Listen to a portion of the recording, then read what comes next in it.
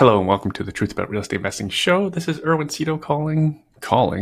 This is Erwin Szeto hosting, four-time Realtor of the Year. My team and I at iWin Real Estate have transacted on nearly $500 million worth of income properties, proudly no pre-construction condos. And question, have you ever made slime? Until this past Sunday, I hadn't, nor listened to the new Taylor Swift album from beginning to end. I had no idea she has such a potty mouth. This was all my daughter's idea. Well, the slime was, I was the one that put on Taylor Swift, as it's my eldest child's board meeting where Cherry and I, my wife, and I, once per quarter, we one-on-one date each child, and the child decides what we eat and what we do for about 4 hours time. No electronic devices, no screen time, except to take pictures, or in my case, DJ for my tween daughter. Not going to lie, making slime was actually quite relaxing and surprisingly pleasing as a sensory experience. I made blue slime and a yellow slime, and then I combined them together to make a big green slime. For ingredients, it's just white glue, shaving cream, borax dissolved in water, and food coloring.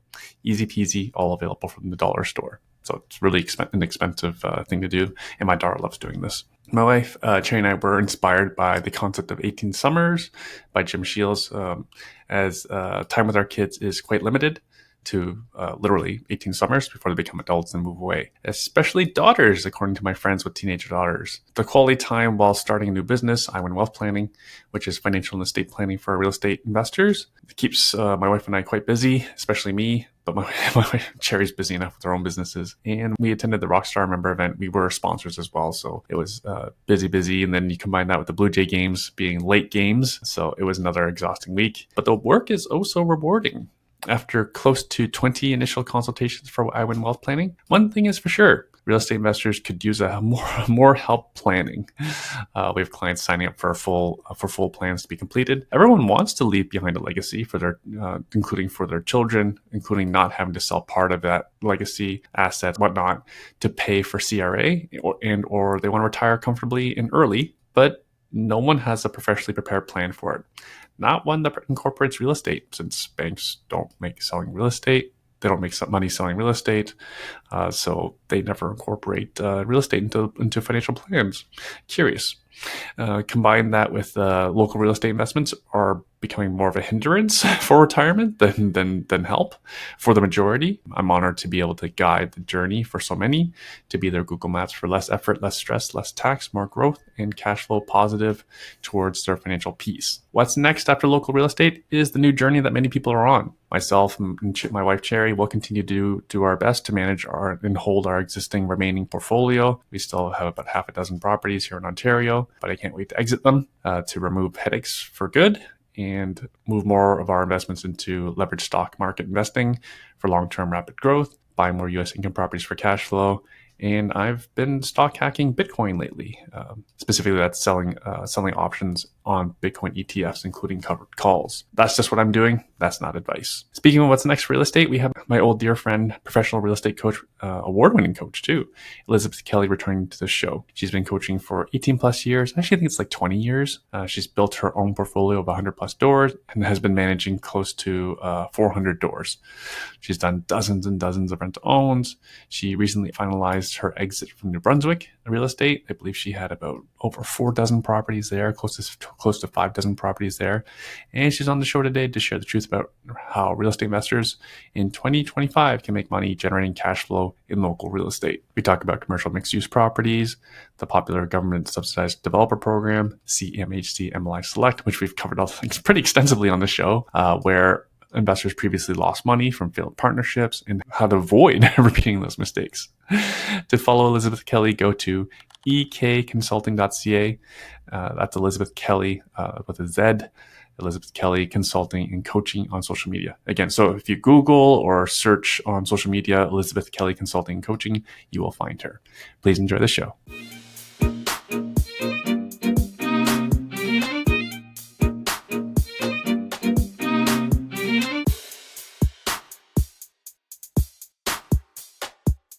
Elizabeth Kelly, what's keeping you busy these days? Erwin, it is so good to see you. It is so good to see you. Thank you for having me. It's not like we don't talk all the time.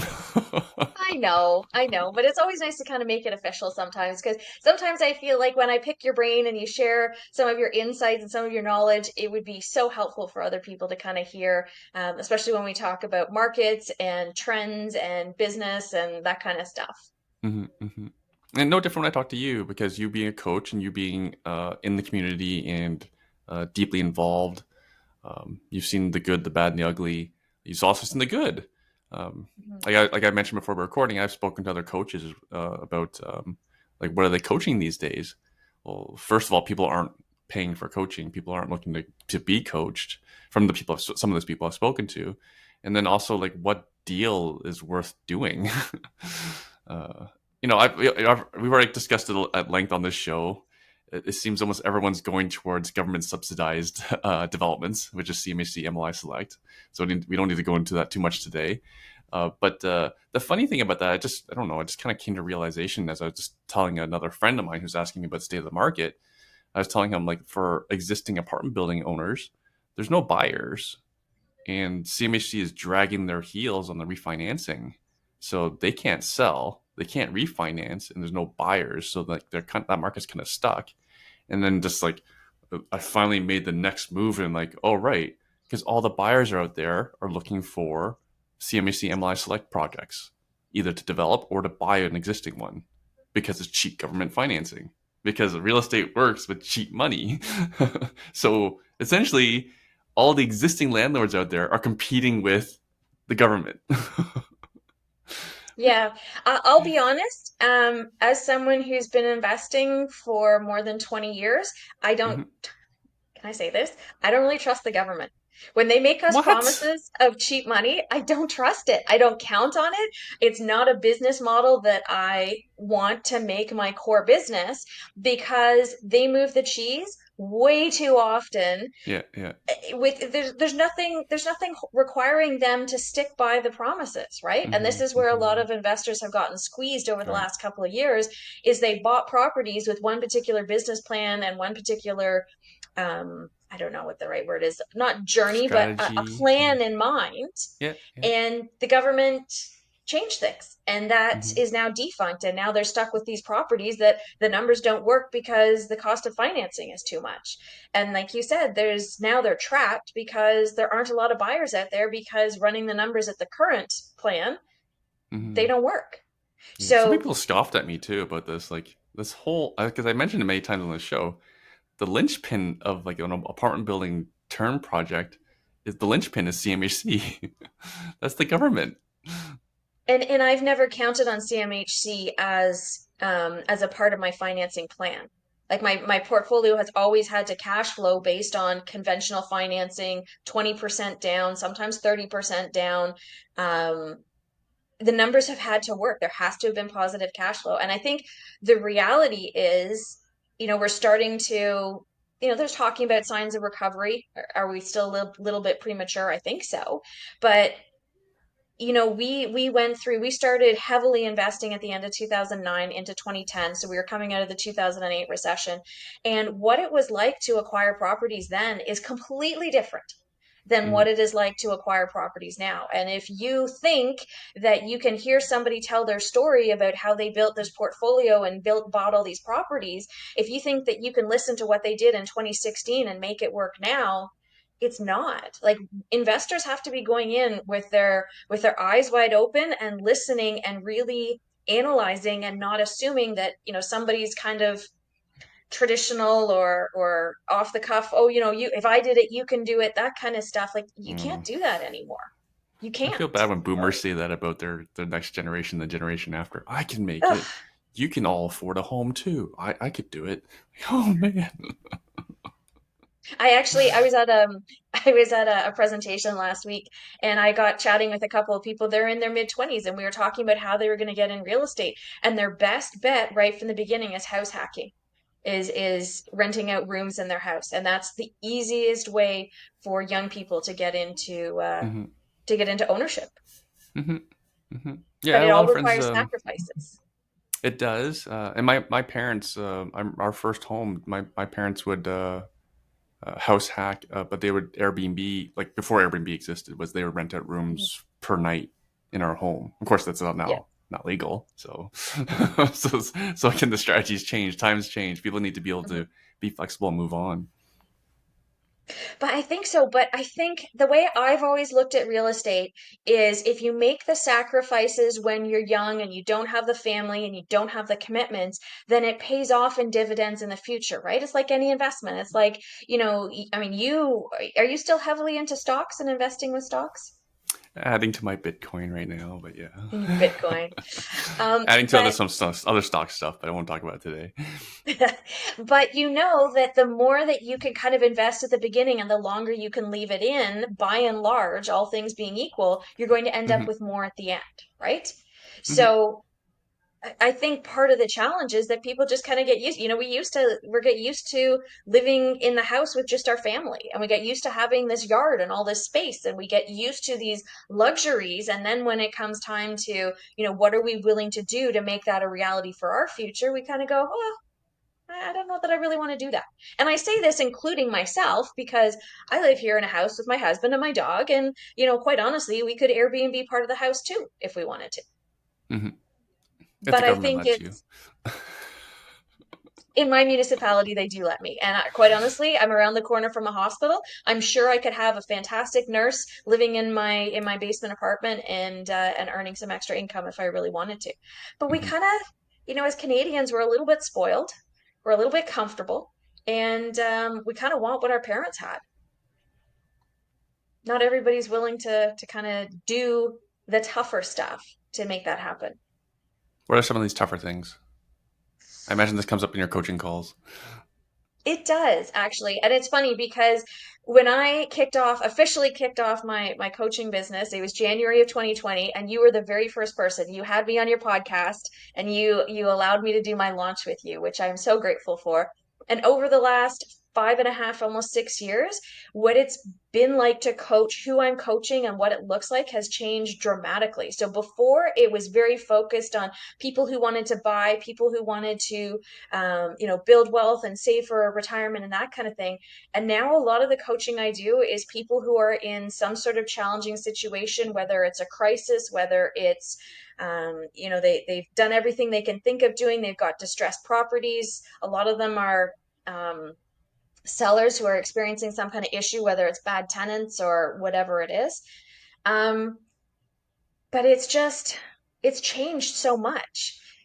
I think people are more aware now of the importance of cash flow. And I think in 2020, 2021, 22, people were buying for appreciation. And now that those same people who bought based on appreciation are seeing that appreciation can evaporate overnight. Most markets in Canada have corrected by what?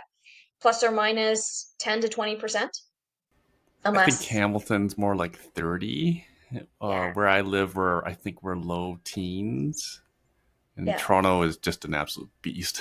If you're a house on ground, you're just a beast in Toronto. But the thing is that those things that people did because they saw everybody else doing it, you can't do that anymore. Like, duplexing and laneway suites in a lot of markets, that doesn't work anymore. Private lending, a lot of people in the last couple of years have been burned by that. And I think it's really important that people, instead of looking at what everybody else is doing and trying to replicate that, I think people really need to focus on educating themselves about what strategies are working right now, what type of market you need to be in to apply those strategies, and then building the team of professionals around you to support you in doing that. And you can't just assume that because somebody bought an apartment building 5 years ago and told you that investing in multifamilies is awesome, that it's the right thing for you.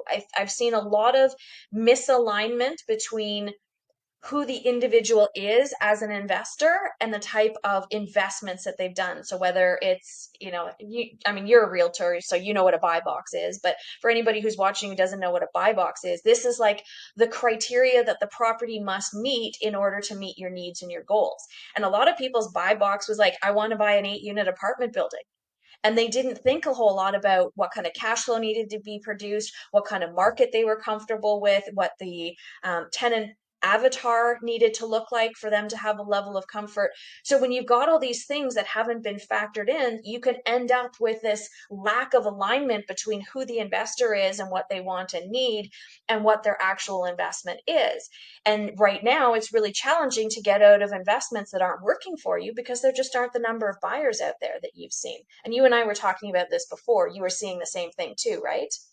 Yeah, it's mixed bag in the apartment building world. That's what I hear from friends on the ground. Like it was a Mm-hmm. mutual friend of ours who hasn't been able to sell any of our buildings. I need an update, but it's been months, and she wasn't able to exit any of her buildings, and she needs to sell them. Yeah. Yeah, and that's what I'm kind of seeing too. And the owners, for whatever reason they need to sell, are becoming increasingly distressed because there just isn't the number of buyers out there. So whether that will continue to push prices down, but that's the other thing I'm not seeing is that sellers are not, um, despite what the market is looking like, sellers are not letting the prices go down. They're willing to let them sit on the market. And that means that for us as real estate investors, there is opportunity out there if you are looking to work with distressed sellers, but you have to have a solid plan. And I would never buy a piece of real estate anymore expecting it to only passively cash flow. I would only buy property now that I had the opportunity to have a business associated with it where I can force the cash flow, where I can force the money. Tell me more. That's What kind of that's my business? big list. Airbnb, hospitality. Yeah, it might be something like that. It might be a commercial property where I could put a business in. It might be, maybe I could put a laundromat in, or maybe I can, run a different type of business out of it, or maybe I can, rent portions of it out. But so I have my commercial building in Northern Ontario. It's like 33,000 square feet, and it was originally a seniors home. So I've got my individual little pieces where my contractors come and they'll rent rooms, but then I've also got half a dozen units on Airbnb from there. I have a couple of offices in there. I have a hair salon in there. So I can take my one commercial building and I can chop it up different ways and use it to make money based on what the demand in the market is.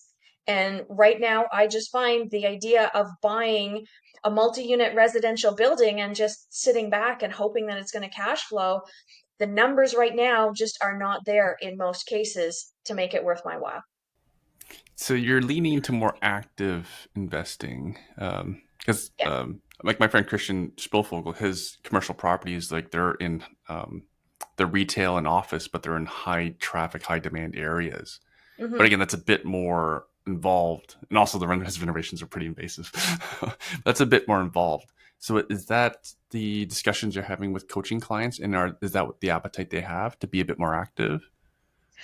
Well, what I'm actually finding most of the time is that a lot of people, because of the way financing is right now, they're getting tapped out really quickly.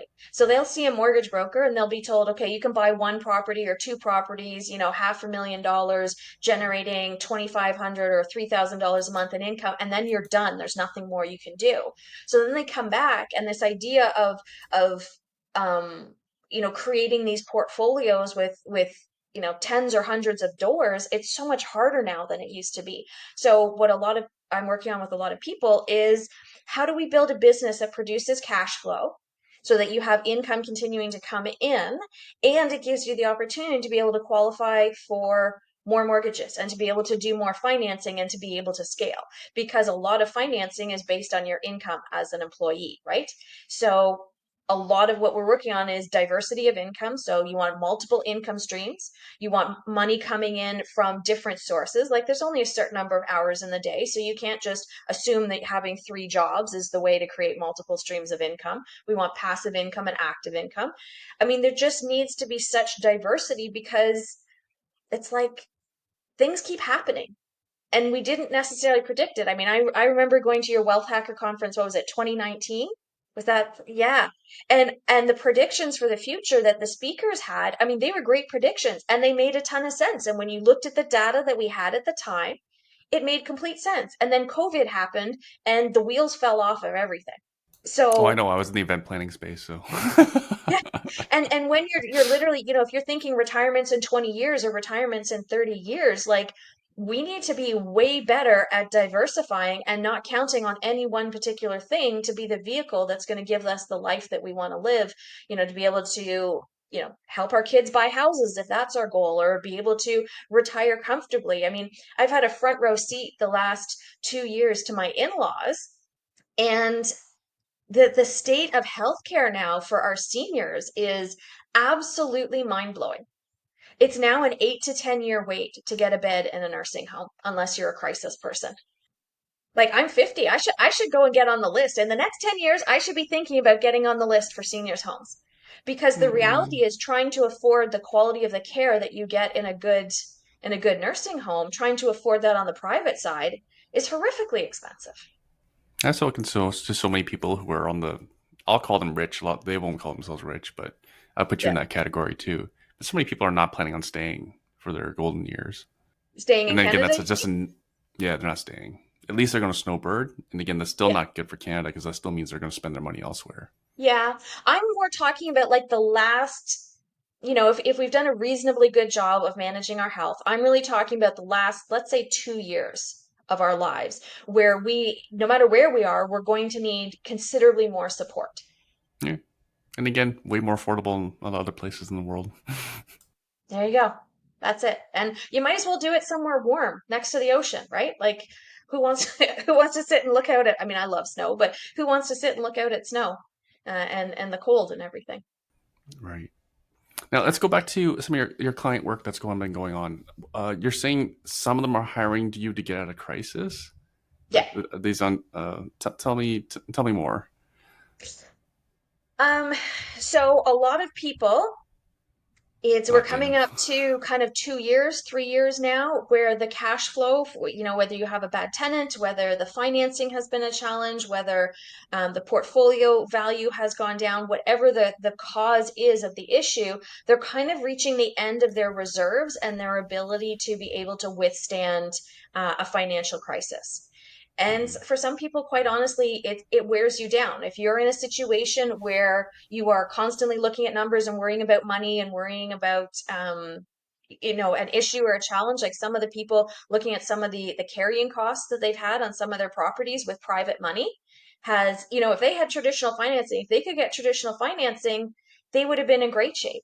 But because they've had to carry this private money because CMHC has changed or whatever else has happened, and the monthly carrying costs are so high.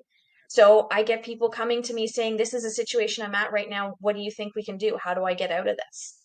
Sorry, what were people getting borrowing private money for? I'm just frugal, so I've always stayed away from that personally. Well, I mean, there's different strategies. For example, the most common strategy where that would happen would be like flipping or burrs, where you close with private money, and then the Right. idea is to either refinance or to sell. But if Right. buyers aren't buying and you can't make the refinance happen, then you're stuck with this private money. Are these in not strong markets?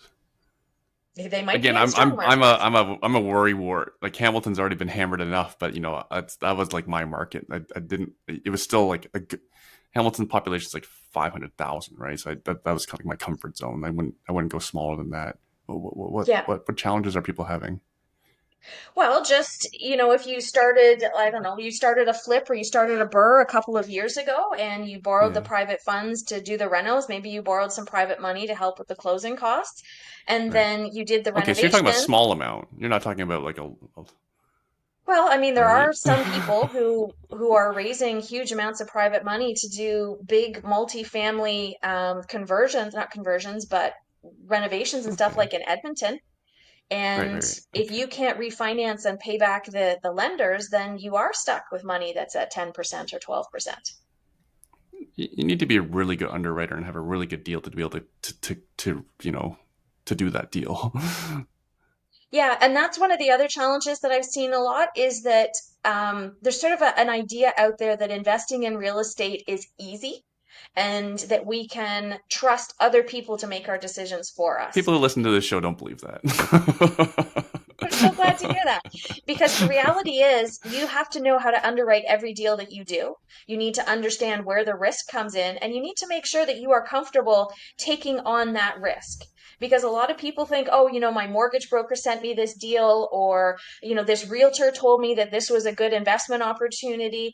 And the reality is, the number of people I've spoken to who, when we went through the fundamentals of making a decision about lending private money or about buying a property with good underpinning fundamentals, they Hmm. went, well, I didn't know that. If I had known that, I wouldn't have done this deal. I talked to someone the other day. We were talking about coaching, and they said that they had a certain amount put aside to invest in real estate. And I said, well, how much of that are you putting towards your education? And it doesn't have to be me. I'm a coach, but there's lots of different other ways out there that you can educate yourself. And they said, well, none of it. I'm saving it all for a down payment. I said, that's a lot of money to put on the line if you haven't educated yourself on what a good deal looks like and what your comfort is and what your tolerance is, and Hmm. are you aligning your particular investment model or strategy Right. with your goals and your current lifestyle. Right. This just goes back to like a really favorite quote of mine about Warren Buffett. If you're Mm, not willing to invest 15 hours a week studying your stocks, you are thus an amateur. Go invest your money in the index, low fee, go back to living. And just the same thing that with this person you're speaking to. They're not willing to invest the time and effort yeah, to be trained to become an insider. Essentially, it's like, yeah. in fairness, you and I are insiders. We have an unfair advantage over most, right? Um, I haven't thought of it like that. But yes, you're probably well, right. compare that to the I person you're speaking to who's untrained. Yeah. I mean, the way I look at it, my background's Well, kinesiology, right? just think if you and I wanted a building, we know exactly who to call. You know what I mean? The way, Like the owner, we yeah. know exactly what owner to call. In the world of sports, skill mastery, they say it takes 10,000 hours to become a master of a skill. Hmm. Hmm. And we have people out there who are fed the idea that if you don't have money to invest in real estate, just borrow money from somebody else. So you have somebody with no experience who is using somebody else's money to invest. And when things don't go well, whose money is it that goes missing? It's the investor's money. Yeah. So there's a tremendous amount of risk associated with that. And the risk is being taken on by somebody who is not a master or an expert. And the people who are investing the money don't know how to evaluate or analyze the deal and recognize that that there's risk associated with who they've chosen as an operator as well. The solution to all of this is education.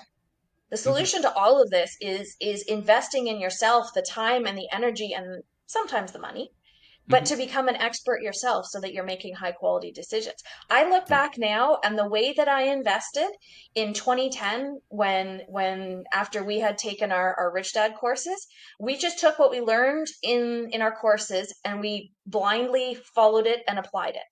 We didn't know how to analyze the market properly. We didn't understand the intricacies. We didn't know how to look at the economy and see what was working. We just took the information we were provided and made decisions based on that. And sometimes it worked out, but sometimes it didn't. Let's baseline that. Are you willing to share how much time and money those Rich Dad courses were? Yeah. I'm trying to remember how, I think we took 8 courses and 2 mentorships, and it was 65-ish thousand dollars. Right. And what year was that? 2008 and 2009. Right. You want to take a stab what that'd be worth today? 65,000. Yeah, and that didn't account. That was only with Rich Dad. That was not any of the other stuff that we did Right. that those years or anything that we've invested in our education since then. Hmm. And that enables you to qualify what's worthy of your time and attention in terms of investment versus not. Fair? Yes, the way I look at education is the biggest cost is mistakes. So it's missed opportunities or it's opportunities you took that you shouldn't have, right? Hmm. Errors and Hmm. omissions.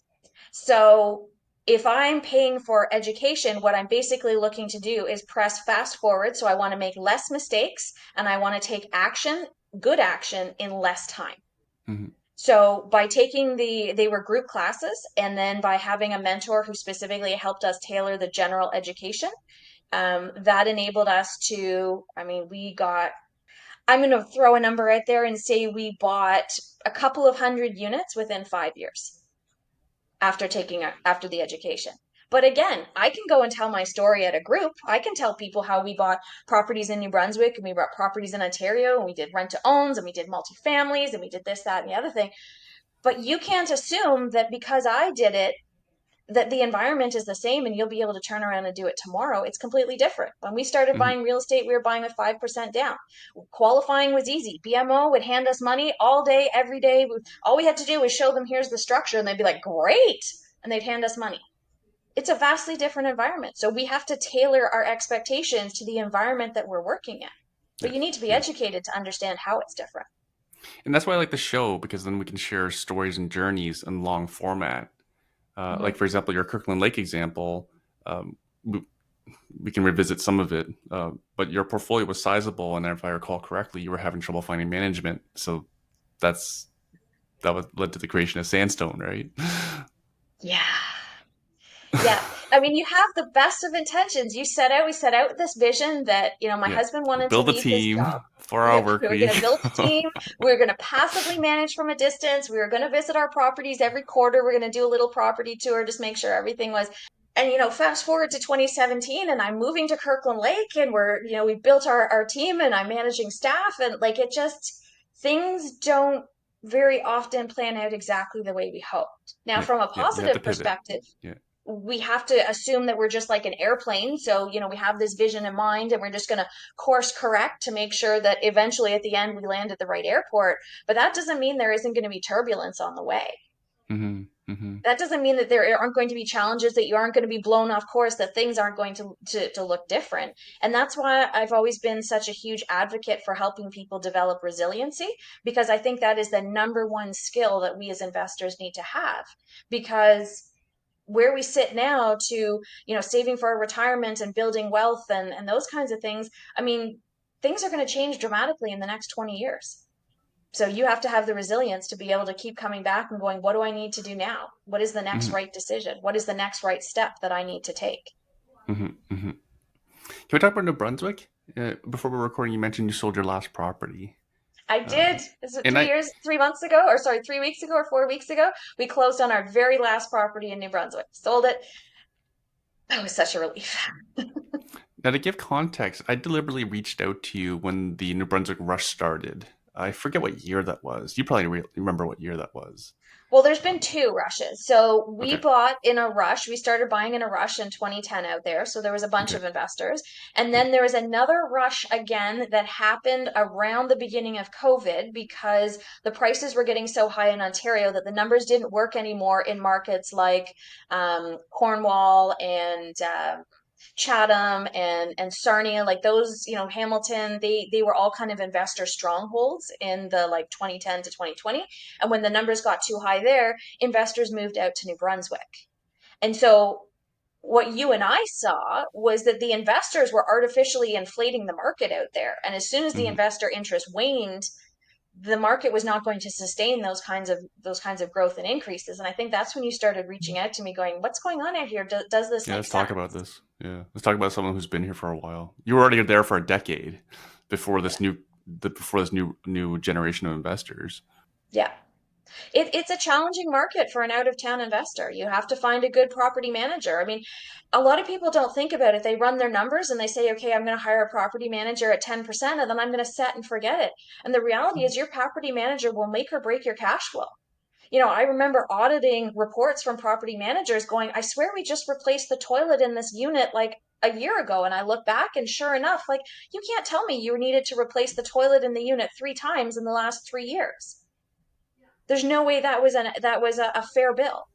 But you have to go in with your eyes and ears open and you have to be willing to commit a certain amount of time, even if you are a quote unquote passive investor. Hmm. So, was it a good experience or a bad experience? And then kind of give us like the current market. The people who went in the rush of like 2021 ish, are they doing okay? Some of them are, most of them are cash flow neutral that I talk to at this point, if not slightly Really? negative cash flow. It's All that challenging for property headache, all management those tenants for neutral? and the market just doesn't appreciate. I mean, I did rent to owns out there that I lost money on because there was not a minimum of 3% appreciation in the market year over year. So why invest?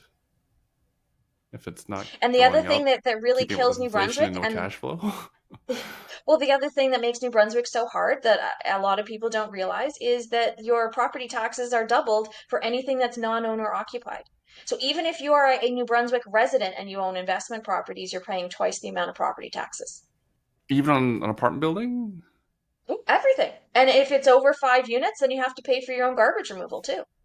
And the bed bugs and the pests, the rats and everything in New Brunswick, like you know what killed us honestly was the bed bugs. They soaked up our cash flow every time we turned around. We had buildings with bed bugs. But that's a one-time thing, right? Like, or is it a recurring Okay. thing? It's a one-time thing until somebody leaves and, one tenant doesn't cooperate with the bed bug protocols or whatever. This is feeling so negative. I don't like dwelling on this stuff, but the reality is I learned a ton of lessons from New Brunswick. Hmm.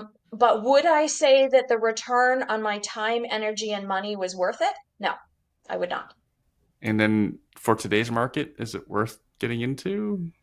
I would I think if you're going to invest in real estate now, you have to look at it as a business investment. So I Well, that's would always the not case, but buy real estate strictly to have residential and expect positive cash flow.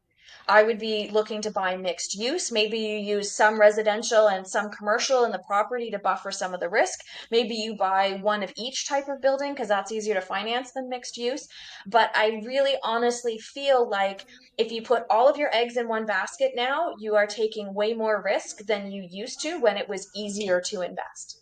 It was right, easier to invest in 2010. That doesn't mean you shouldn't invest now. That doesn't mean there isn't opportunity now, but know that it was easier. You need to do a better job of educating yourself in order to be successful. right. And to be honest, like our guests who've been on the show, they don't really mean to, but what they're sharing is that it's way more complicated today than it was 10, 15 years ago, Yeah. and And the beyond overall that. the overall trend is it will get more complicated because do the banks want to lose money? Do the banks want to lend money to people with no possibility of getting it back and then they get some, property back that they're not in the business of owning properties. They don't want to own your property. And our default rate isn't even very high. Canada has historically a very low mortgage default rate, but they are so risk adverse. And the other thing that I think is causing the banks to tighten up too is the amount of fraud that they're experiencing. Damn. Yeah, like you're a property manager too. I've heard it from many property managers that the attempts of fraud, like falsified income statements, for example, like they're not income statements, but credit reports, it's just Mhm. all on the rise. Oh yeah, the bank statements can be falsified, the employment documents are falsified. I mean, I like to pull all my own stuff. A tenant wants to come in, they're like, "Oh, here's my credit report." I'm like, "I'm sorry, I can't accept it. We Hmm. need to do Hmm. something else." And then we have to be, as property owners, we have to be putting our best foot forward as well in terms of, showing that we're professionals. Hey, guess what? I'm going to be registering your rent payments on your credit bureau. I'm Hmm. going to be, doing my research and checking. I mean, I talked to one woman who came to me and she had a tenant who had made one rent payment. So she had paid a company a full month of rent. The person, the company that had rented the property had put someone in who had made one rent payment, and she was already in a situation where they had stopped paying rent and they had signed all the wrong kinds of leases. There's a huge garage on the property that was included in the residential lease. That should have been a separate lease. And a company that rented out a property and charged that kind of money for that property should have known that a separate garage should always be on a storage lease. So now they can continue to access this, what was it, 40 by 20-foot electrical garage. Oh, yeah. And by the way, 15 days into the tenancy, they'd already burnt their garage down. Then they're coming after the owner going, "When are you building the garage back?" Like, it just, we have to do a better job of educating ourselves and investing in our education and knowing and understanding and nobody's coming to save us. Do you follow Mel Robbins at all? She always says that. There's every time I turn around, there's another situation where I'm like, nobody's coming to save me. I got to save myself. This is on me. I got to make these decisions. I got to educate myself. I've got to put in the time and energy. Hmm. See, I just have so many clients who aren't interested in doing that, which is Fair. why we're trying to steer them towards boring investments. You know what? And there's tremendous peace of mind that comes from knowing what will work for you. There are people who have young families. There are people who have very busy jobs. There are people who are like, details are not my thing. But you can't force yourself, you can't force the square peg into the round hole and assume that you're just going to miraculously become the kind of person who can and does want to do this successfully. There are investment opportunities out there where you learn the basics of underwriting and analyzing a good property and deal, and then you go out there and you find it, and then you set and forget it. But you can't outsource all of that stuff when you're the only one who bears the consequences of those decisions. When someone sends you a deal and they're taking a cut for it, they get paid at the top. They don't get paid at the back end. So if your investor or your partner or whatever goes under or doesn't perform the way that they should, that person who sent you the deal is already gone. What motivation do they possibly have to show you all the downsides of these deals? You have to find someone with integrity to work with to Right. send you deals, and you have to know how to underwrite them yourself, whatever the Right. deal is. This is why I like share. Let's make it so easy. Yeah. And ultimately with share, you still get to retain control of the property, right? It's in your name. You are the Yeah, it's owner. my property. You are Yeah. the one responsible for that. So you're the one who retains control of it. There's a ton of partnerships out there. Some people are really skilled at partnerships and they do a fantastic job at it and they structure them correctly. And sometimes people don't know enough to know how to do it properly. And when you're starting out in real estate, everything feels really expensive. Speaking of partnerships, I think we've both seen a lot of them go sideways. Yeah.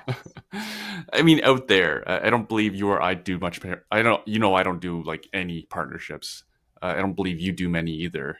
You've probably invested in other people's stuff, but otherwise you don't do many partnerships. But we've know a lot of people who've been. Wow, it's almost like more people have been burnt in partnerships than have done well in partnerships. And Yeah. when And burnt, I I mean think like loss of all investment.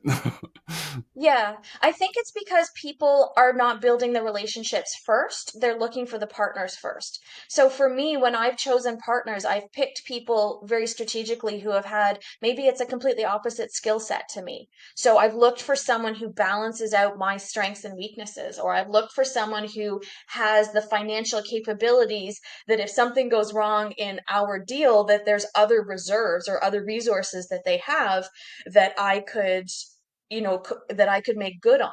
Or, I look for people who have the integrity and quite frankly, for me as a partner, my reputation is worth more to me than any one individual deal that I do. So if I have a partner and something happens and I have made a promise or a commitment, it is worth it to me to pull capital from somewhere else to make my partner whole before I'll allow that deal to go down and my partner to get burned, because my reputation is my ability to earn future income. Not everybody is in that situation, and not everybody knows how to analyze a potential partner for Right. that to make sure that there is more skin in the game than just the money that's on the table. Yeah. Not just skin the game, but their ability to execute. Because that was I don't know. There's so Yeah, many but things that have gone wrong out there. even ability to execute.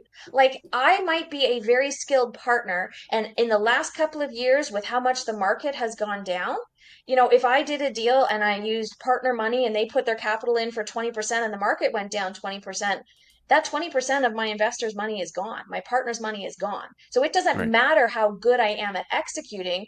The Right. question is, do I have pockets that are deep enough to be able to withstand that? Do I have funds that I can draw Mm. from somewhere else? And this is where the diversity comes from. I was more thinking about the folks who are in the news for all the wrong reasons, who could not renovate on time, on budget, anywhere close to that, and have rental and then rent it out and have rental income coming in. Yeah. Because if you can do that for your partner, you can save the deal. At least you can stop the bleeding, right? Equity loss is one thing. Negative Hmm. cash flow every month of having no tenant, that's poison. On, Yeah. on Oh, top of absolutely. private borrowing funds. And when Like you that's a look at a death lot pill. of the when you look at the lot of the big collapses that have happened, it has been that missing tenancy piece where it's not just about the money going out, it's the lack of money coming in. Like you look at the vacancy rates in the big companies that have collapsed in the last couple of years, and their vacancy rates were upwards of 25%. Your portfolio can't withstand a 25% vacancy rate for the most part. Most people are buying for a couple $100 a month in cash flow at the beginning with 100% occupancy. So there's a lot to learn in the real estate space. And the way I look at it is I am worth investing in. So anything I learn, whether it's from doing a deal and making a mistake, or whether it's from investing in my education and figuring out um, how to do deals in a way that works for me, those are good things. It's not money that's lost. It's not money that's wasted. I am a better person, I think, than I was 10 years ago, but I'm also a better investor. I will never go wrong by investing money in myself and my education and my development, ever. That's a little warm and fuzzy for you, isn't it, Erwin? You're much more No, about the numbers. no, it's more just I'm just on the other side of having worked a lot. I've been resilient for a lot of my life, and again, it's just a different stage of my life. Like my kids are just so enjoyable. I want to spend more time with them. There's a lot. I think most people know that the secret of happiness is time, is relationships, quality relationships, and nothing beats quality and quantity of time with people you care about. Yeah, A lot of my business and investing going forward will be to pacify and truly pacify. yeah, Versus, there's nothing wrong with what you're preaching. I have lots of friends with active businesses who make a lot of money, right? yeah. And You're that's part of there's nothing EO. wrong You with that. absolutely would. Yeah, and that's but yeah, with my business and investing, like I've kind of, again, so for my own business investing, they're different now. Like business will be active, my investing will be passive. So maybe a question to you, like, are many people even asking what to do passively for investing? And then do you have People are any asking. areas you like for passive investing? Like, truly passive. The tenant's never going to call It's you. it's funny you're asking me that as someone who I used to have partners. So for my rent to owns, I used to have an investor partner for every rent to own Hmm. I did. Hmm. And when we were growing our portfolio, I used to borrow private money all the time. Hmm. And there's such a feeling around it now that I haven't looked for new partners for years. I have, I could Really? probably replace a couple of my private lenders on properties. I don't even ask around to see who's interested in doing private lending. You want to share your phone number? I'm kidding. I don't know if anyone listens to this show anymore. Well, I heard you had 18 listeners now. I heard you were up to 18, so there's got to be We may have somebody lost new out some. there. We've been so negative on this show about the I opportunities I think investing. I think it's important to find the right people.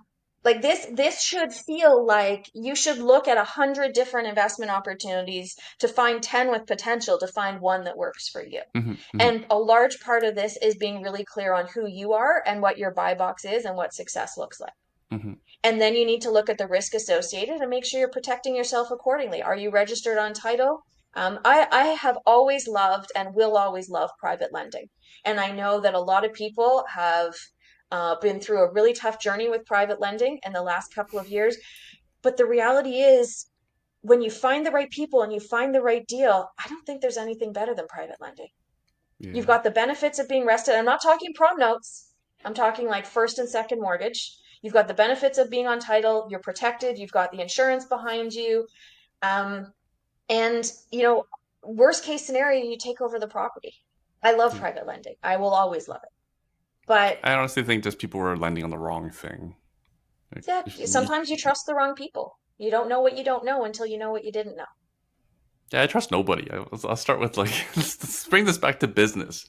Yeah, Does this make sense to lend on? Does this yeah, make sense for me to take over at some point? Oh, it's occupied by crack dealers. I don't know if this is something I'd ever want to own. And it's 4 hours away from my home. yeah. Sorry, I'm not investing. And you and I, raised a and I really good sound like I'm joking, but I'm actually, these are real. These are real yes. stories that people we know invested in. Yep, absolutely. I think you raised a really good point though, because one of the conversations I quite often have with new investors on like what kind of a return is enough. So when they're completely brand new to real estate, they look at stock. So, 8%, 9%, 10%. So they think 15% is a really good return. And then they get a little bit into the world of real estate and they're like, I could make 30% on my money. And then my question is always to them, how much risk are you taking to make Yeah, 30%? And what is the time cost to you? yeah, Because if you can make 15% or you could make 10% with 1 to 2 hours a month, is it worth it to make 30% but have to invest 10 to 15 hours a week? Because now we're just basically giving ourselves a job, right? It's not so much an ROI. It's now we're having to put in time and energy in order to make money, which is fine if that's what you want to do. But I think we're changing the idea of what passive income looks like at that point when we're investing that kind of time and energy into making money. Hmm. It's not passive Hmm. at that point. Hmm. And folks need to remember, like when we're talking about private lending, like you need to be prepared to step in, and then Hmm. not now it is not anything close to passive. It is full active. It is Yeah. means you need to cover what are the debt in front of you. You need to make the blender happy because it's Hmm. going to be very expensive otherwise, and you're going to take may have to take over the project. I literally had a gentleman who had to come, who had already lent close to 900,000 on a Muskoka cottage, and then they just shell out that he had to raise another million. He had to put in another million to finish the Oof, deal, right? that is So painful. yeah. So again, this comes down to underwriting. Like for example, a good friend of mine, God rest his soul, Jacob Ronnie was on the show and years ago, and he would just invest. We both live in Oakville. He lives in Oakville. He knows Oakville. He just Mhm. invested in basically where he lived, private land on high quality property, low loan to Hmm. values, on stuff he understood. Yeah. Right. We So don't it's have to like make it it can complicated. be yeah, exactly. It can be totally not complicated. It can be low risk, Yeah. right? But again, like kind of like about going back, like people had the wrong investment criteria and trusted in the wrong people. Yeah. And it's kind of the So point of what this show is to show people what else is out there. So what is your advice to people in terms of how to find the right investment opportunities or the right people to work with? Like what would you look for? I know you don't do partners and you don't do private lending and that kind of stuff, but I think you've consumed a tremendous amount of information in terms of what's happened in the real estate space. So what are your recommendations for people in terms of how to reduce the risk when they are looking at, looking for partners or lending money? So I don't. I've just seen so many partnerships break up, Hmm. including So you people would with advise no friends. partnerships.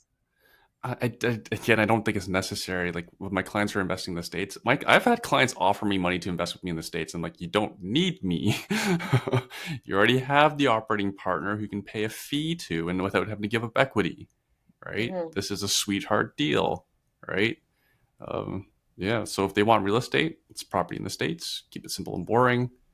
You don't have to do anything. I talk to my clients all the time. I ask them how their property is doing. They're like, I have no idea because it doesn't bother me. Well, is there money in the account? Yeah, of course there's money. Money comes in every month. Positive cash flow. Yada yada yada. I want more.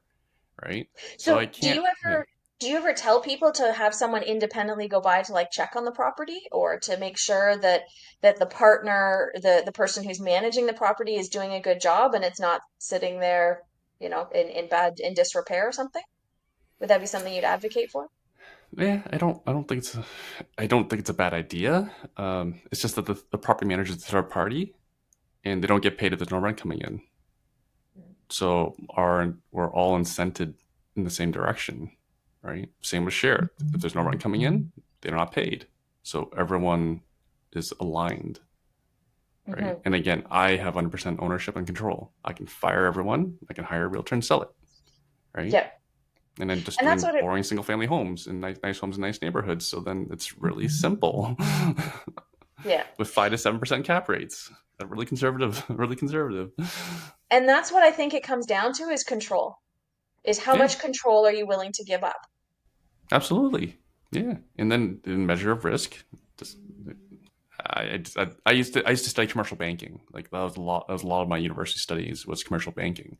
So for Hmm. those who don't know, commercial banking is like the person at the bank who gives commercial loans. So all we ever saw was risk. So it's probably cost me. It's also probably saved me in some business investments. And so yeah, I measure to me I measure risk quite easily. I wish I could have been a little bit better on where the LTB is, because I don't think we'd be where we are in Ontario if it wasn't for the LTB. I think things would be a lot smoother. There'd be a lot more transactions. I I agree with you. I don't know that we could have foreseen that the LTV would have gone in this direction, though. I mean, it was already in No. bad shape before COVID, Yeah. and I don't know that we could have predicted that some of the things that were said about not having to pay rent and that kind of stuff. I don't know that we could have Mm-hmm. predicted that would have happened. Yeah. But it is a risk that you take anytime you put your cash flow in somebody else's control. It's like buying a condo, right? There, where the condo association can dictate your cash flow. Hmm. Hmm. That's part of the nice thing about being in the commercial space is that, you Hmm. know, your relationship with your tenants in the commercial space are dictated by the contracts that you have with them. And it's Hmm. very different than residential. You have a lot more control. Sorry, just want to complete my answer because I don't want to shortchange you or anyone else because I always believe context is everything. I like selling options on Bitcoin related ETFs. I know it sounds really complicated, but you and I have a lot of friends who do this as well. Yeah. Um, so I do that for cash flow, and we're doing some leveraged index fund investing as well. We're just going to start doing that because I just learned of it. It only became available within a year and a half. So like and most people know, like Cherry and I are pretty well diversified. So You are very and diversified. I have yes, and I have an addiction to growth investing. So and I have some really boring investing as well. Cherry and I both have some participating whole life insurance, so we have some fixed income style boring investment, right, for Yeah. estate Plus planning. your businesses. That's our businesses, and so we're very active in that. So and again, that's why I want the investment side to be passive. I don't want any involvement. I don't want anyone to call me. How much would you say you invested in your stock education over the years, like learning how to trade and all that kind of stuff, the Bitcoin and Quite a everything lot because else? I was running a course. Quite a lot. But the funny thing was that I went to the extreme. Like I was basically learning day trading, and now I've come back to much more simple, boring, basically one underlying asset. I still have some dividend paying stocks because again, I have like FOMO. I need to own that. I need to own that. I'm a big fan of Warren Buffett. I need to own some of these things. And but Mhm. yeah, most of my focus these days is just one asset. Sorry, within my stock hacking or option selling, it's Bitcoin related. Yeah. Mhm. But when you think about it, like you kind of mastered diversity. So you've got all these different income streams. Some of them are wealth building, some of them are cash flow and Hmm. passive Hmm. income, some of them Hmm. are active. And so you're in a situation where, you know, when the real estate market gets quieter, like it has in the last couple of years, and, you know, your realtors are not doing as many transactions, so there's not as much commission flowing in there. You've got Hmm. the other avenues and the other opportunities to be able to beef up your cash flow. And that's when, you know, Hmm. Cherry has bought the additional accounting firm, and so she's, you know, you guys have invested in cash flow Hmm. from a business, and Yeah. you guys have done honestly a fantastic job of kind of riding on top of the market waves as opposed to Hmm. getting swept under. And that's the diversity and the education, both of Yeah. which have provided you with that success.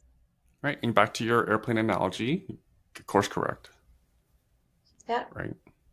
Yeah. And you So and I it discussed seems this to me, before is that with businesses, like investors are used to cap rates. Sophisticated investors are used to cap rates. mhm. For people who don't know cap rates, if you know a little bit of accounting, that's the other term for profit margin. But the cap rate slash part profit margin is generally better in business.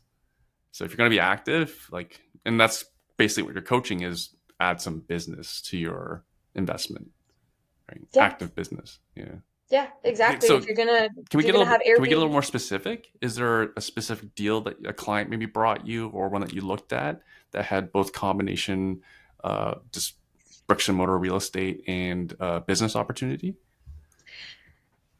Um, So it wasn't so much an intentional pivot as it's been an evolution. So in like 2021, I helped one of my clients buy a vacation property to do Airbnb with it.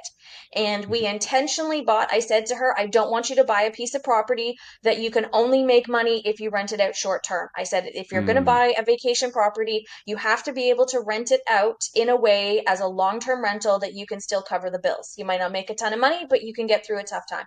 So we intentionally bought a property together. Well, not together, but I helped her buy a property that has three separate rental areas in it. So she could rent it out as a long term thing, as a triplex, or for the vacation property, she can rent it out as a combination of a couple of the different units so people can pick and choose. We intentionally bought in a market that has two high seasons. So it's got summer and cottaging and it's got winter and skiing. And then as she got into the Airbnb space, she found out that she had this very special skill and talent that she loved hosting people. She loved providing these high quality, really enjoyable, you know, retreat restorative experiences. And so she became an Airbnb property manager. She started a company and now she manages Airbnb and short term rental properties for other people in her market. Oh, Which And then market? Can you share? yeah, so she's in one of the communities outside Ottawa in Calabogie. And then she sort of, as she leaned more into this, I am a fantastic host. Like her places are amazing. Everything that you want is thought for you. She does a fantastic job. And then, as part of her evolution, she discovered that she wanted to host retreats because things got a little bit quieter in the Airbnb space. And then she started thinking about, how can I bring more business in for my property owners? And then it became hosting retreats. And now she's sort of, as part of her evolution, one of her visions is to host retreats for people, specifically grief retreats for people who are dealing with grief for all kinds of different reasons. And it's really interesting and unique to see this thing that started as this real estate journey, but it's translated into this active business that she started as she figured out what she is passionate about. And now it's actually paying her money, and she's kind of discovered her life purpose as a result of this journey.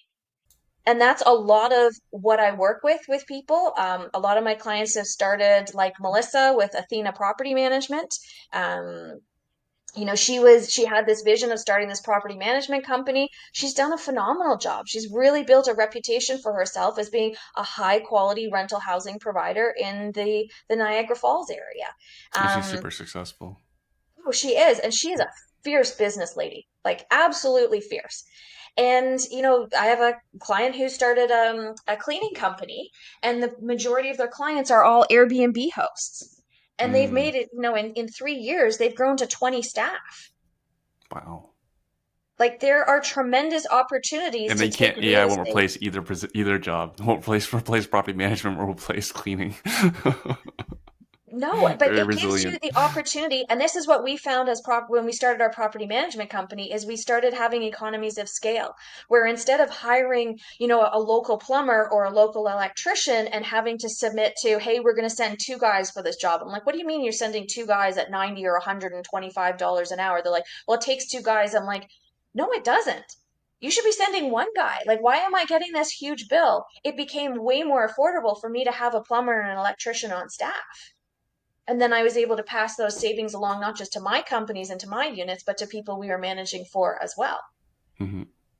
So most of the time, there's opportunities to buy real estate, but there's also opportunities to start a business that is adjacent, real estate adjacent. Maybe you're a bookkeeper. Maybe you're a fractional CFO. There's all kinds of different things that have to do with real estate. Your friend in Calabogie. Do you want to shout them out? Should we show where their property is? Would they want that or not want that? Okay, so we'll talk. Her company is called Sweet Harmony. Like that's WEET or Suite, Sweet I Harmony. knew it. That's why I asked. Yeah. She's got a beautiful soul. She's a wonderful woman. She loves people. VRBO, Airbnb, sweetharmony.ca. Probably. I can't say that I've Jesus. analyzed her. 93 acres? This is serious. She's got some great stuff. She has some great properties she manages. She has the most beautiful is a place called Heron Lodge. Oh my goodness. I want to go there in the middle of winter, in the middle of a snowstorm, and just sit in front of sit in front of the fire. Oh, nice place. Yes, they are very nice. She's got beautiful that Heron Lodge, that's the one that I love. Well, no, I shouldn't say that because Trailhead Lake House is my favorite. That's the OG one. But she's just the quality of Oh the my. oh yes. For retreats, stunning.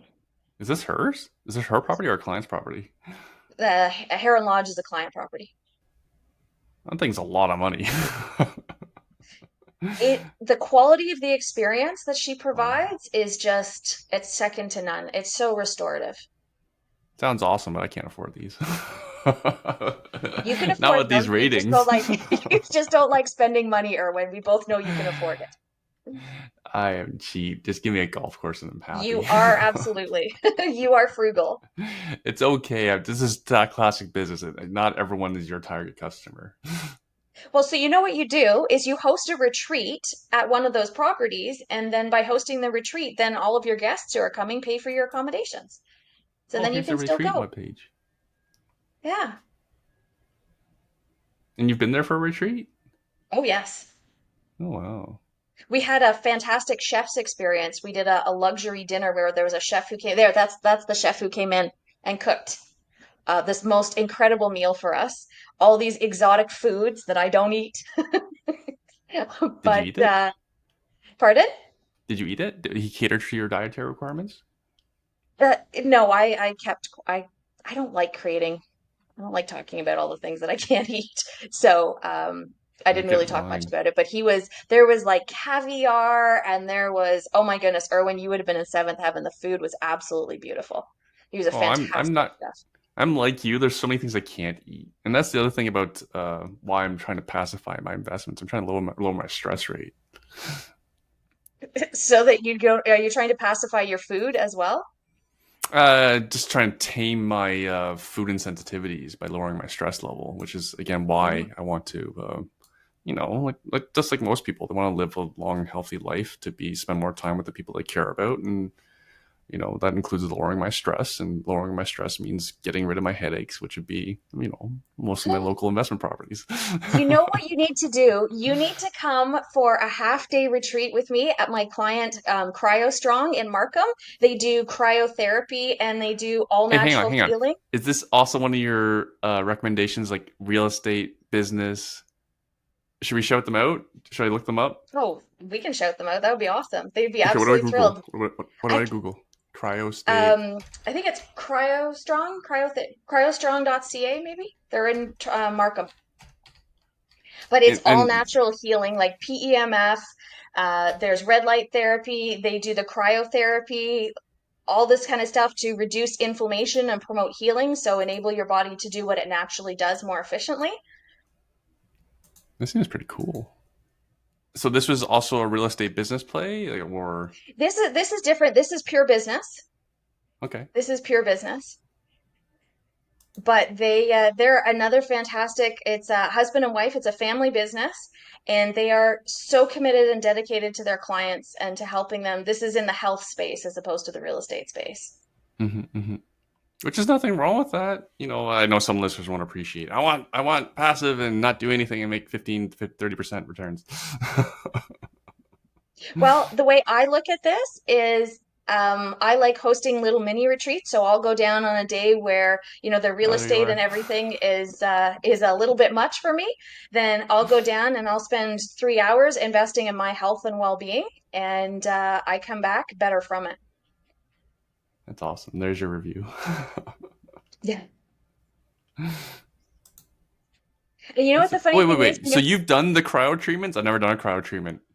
Oh yeah, yeah, they're freaking amazing. That's why I'm telling you, Erwin, come and meet me there one afternoon. Invite a couple of your listeners, some of your 18 One listeners. afternoon. Invite them to come and join us, and we'll do a little real estate mini retreat. We'll do a reboot afternoon. All right. If anyone wants to join Elizabeth Kelly and I, let us know. I believe in experiences. I'm willing to try anything once. So for the listeners' benefit, explain what cryotherapy is, if you can. So, basically, what CryoStrong offers is the advanced healing that a lot of professional athletes take advantage of, but it has not traditionally been available to us as the general public. So, cryotherapy is one treatment modality where you go in a pod. You're upright, but it's kind of like a tanning booth, and you just have your head out, and it goes down to, I think it's like minus 120 Fahrenheit. So you go in for 60 seconds, it brings the temperature down. And then for 120 seconds, you're at like minus 120 Fahrenheit. And it's a similar effect to doing a cold plunge, but it doesn't have the same impact on your body because it's not wet, it's dry. So it's less of like for women like me who are, in our 40s, we're not supposed to spike our cortisol levels up by sudden things like cold plunges. So because this transition Or is more extreme gentle, exercise, right? Yeah. yeah. Yeah. So because this transition is more gentle, this is ideal for us. It helps with mental health. Like I've gone in on days where I am super anxious and overwhelmed, and it has helped me restore balance and help me get back to myself. I come out feeling energetic. I come out with way less inflammation and pain in my body. There's all kinds of benefits to it. But there's not many places in Toronto that offer it, and these guys have such a holistic perspective on healing and health and self-care It's really cool. Yeah, I knew LeBron James and Tony Robbins did it. I didn't know Floyd Mayweather did too. But I'm sure Cherry would Yeah. be down for this as well.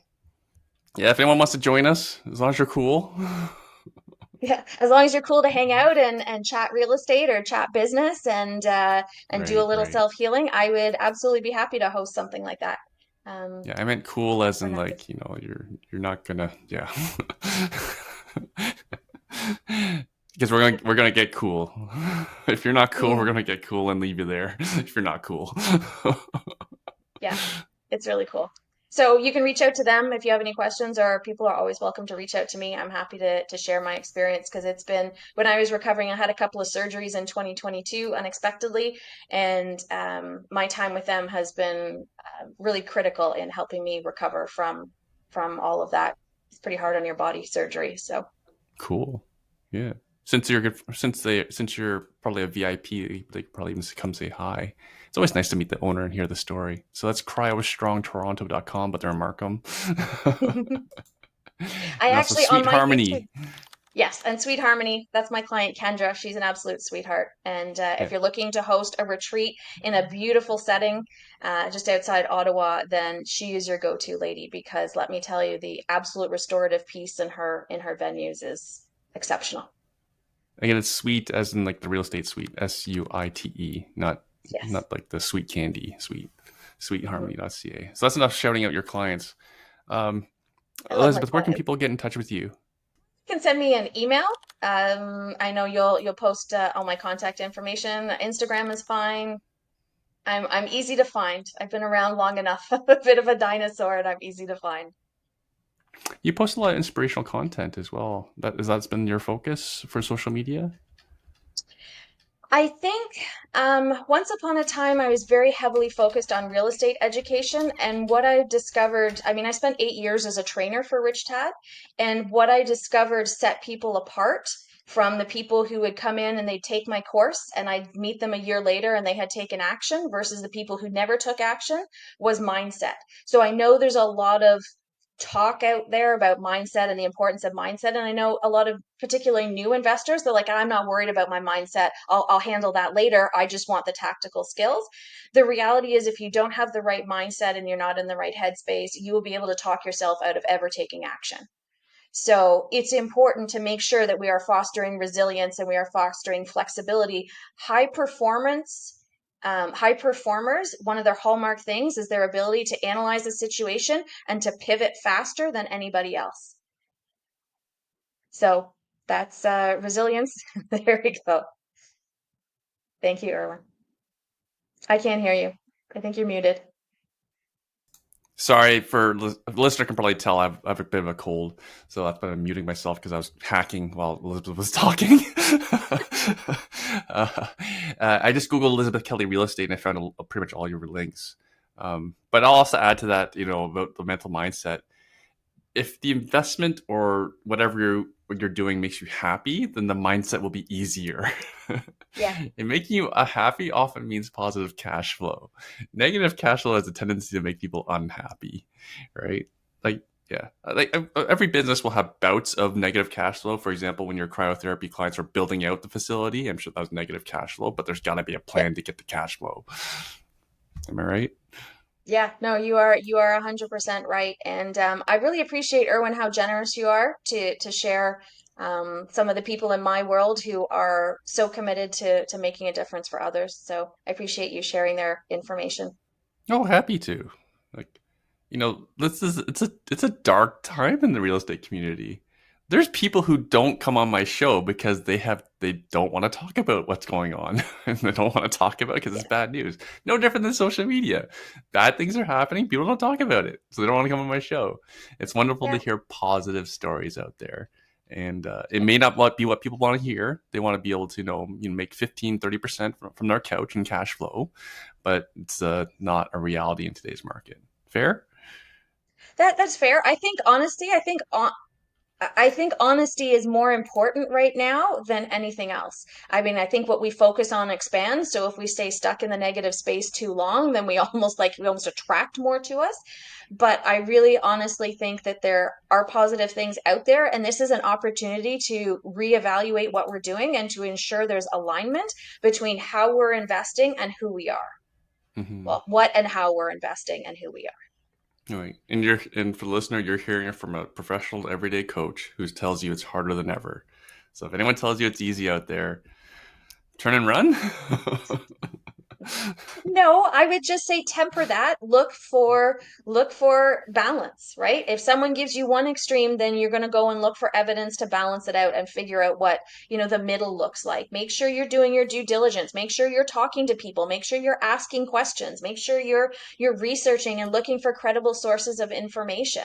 I mean, at the end of the day, it's probably your money that's on the line. So make sure you know what you need to know to make the good decisions to invest it, however you want to do that.